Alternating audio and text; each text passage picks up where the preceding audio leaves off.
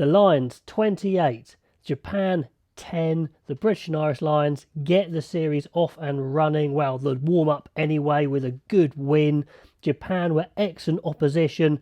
They'll be a bit disappointed they didn't score more, but the Lions certainly grew into the game, come away with a good win.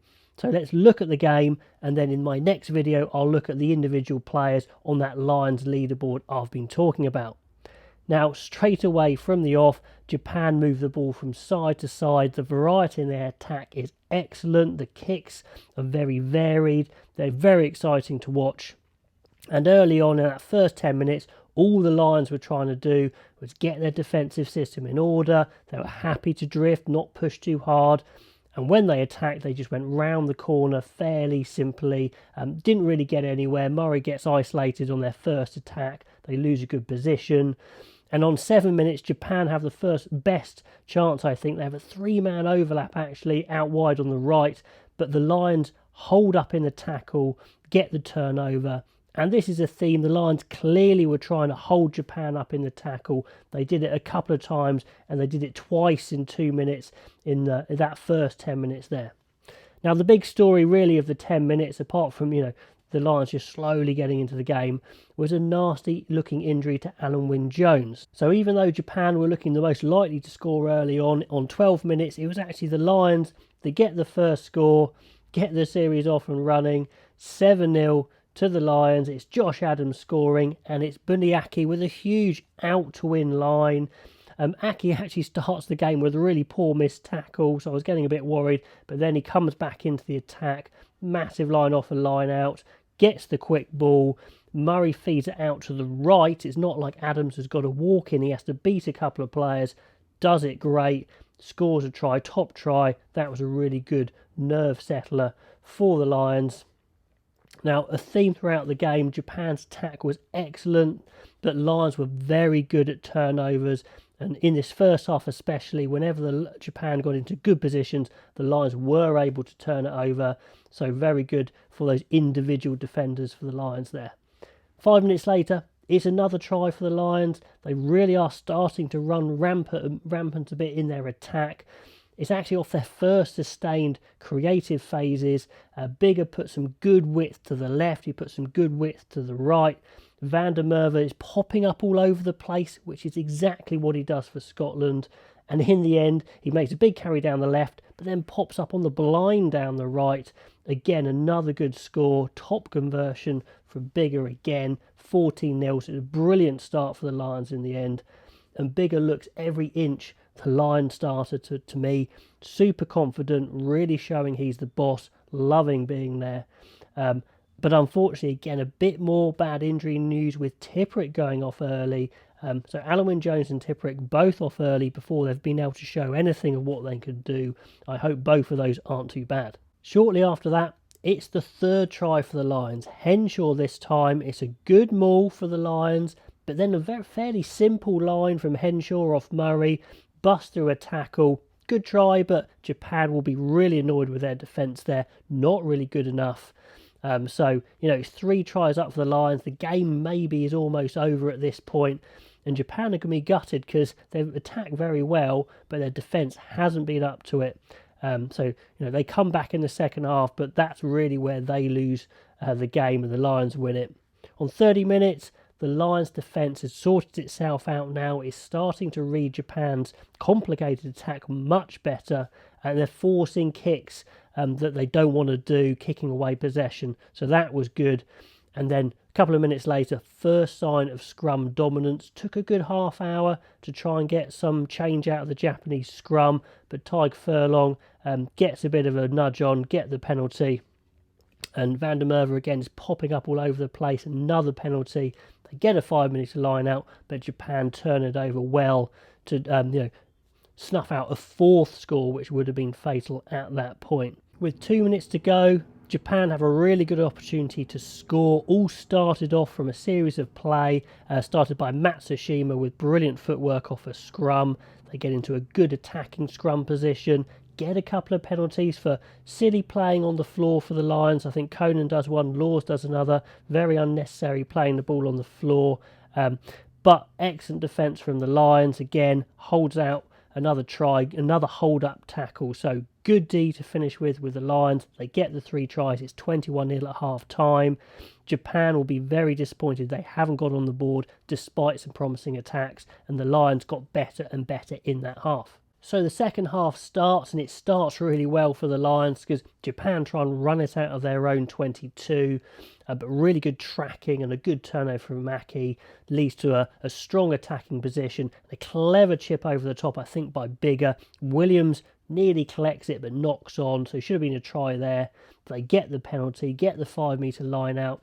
Furlong goes for one of his really strong carries, pumping his legs, gritting his teeth, and Laws rolls over the line but just loses control of the ball. So that's a shame, but that would have been a good try there. And I just noticed a theme. They're using their number 8, Conan, in this game, very wide out in the channels. I imagine they're going to keep that going with Faletau if he plays 8, and definitely Simmons if he plays 8. But that was pretty clear. And then the Lions do get their 4th try. Tyburn cantering over. Brilliant skip pass from Bigger. And whizzes across Henderson. Puts Burn through the hole. An excellent pace to finish. So, that's almost game over. That was a very tidy try indeed. At this point, about 52 minutes, the Lions are really popping. They're looking good. The forwards are showing skill. Had Tyburn off a turnover. Boots a nice 50-metre spiral down the pitch. Sinclair also throws a big 30-metre spin pass. He's on at this point. The Lions are showing some confidence, some freedom, lots of pace on the attack. Unfortunately, a kick out on the full by Murray kills out a little bit. But at this point, things are going well. It looks like the game is done. And Gatland clearly decides to make a lot of changes early to get people good game time. I think it's the right call. It doesn't help the game, to be fair, but I think it's the right play. For example, Farrell comes on. They try the bigger 10 Farrell 12 combo very early on. I can't say it works particularly. I didn't see it really benefiting them at any point there, but they certainly didn't have a good time after those changes, because Japan come right back into this game and it's their best spell after this. So much more fast, ambitious attack from Japan leads to a penalty. They get a 5-metre line out and they get a nice try off it, peeling around the back with their maul. Jimeno smashes over.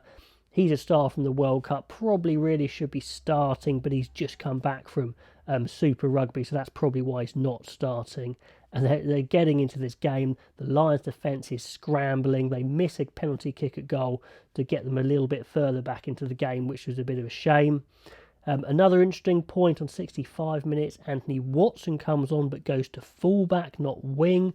That's interesting. Obviously, you've got another fullback in Hogg coming in, but I did wonder if they were going to use Watson on the wing. I thought he did really well, actually, when he came on.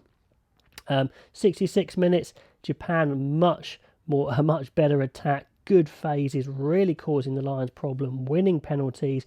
Like I said, Jimeno's class. They get this penalty, 28-10, so coming back into the game looks a bit too late though. But anyway, on 69 minutes, Van der Merwe shows where his weakness is on defence. I mean, you guys say it in the comments all the time. He's not as good on defence as in attack.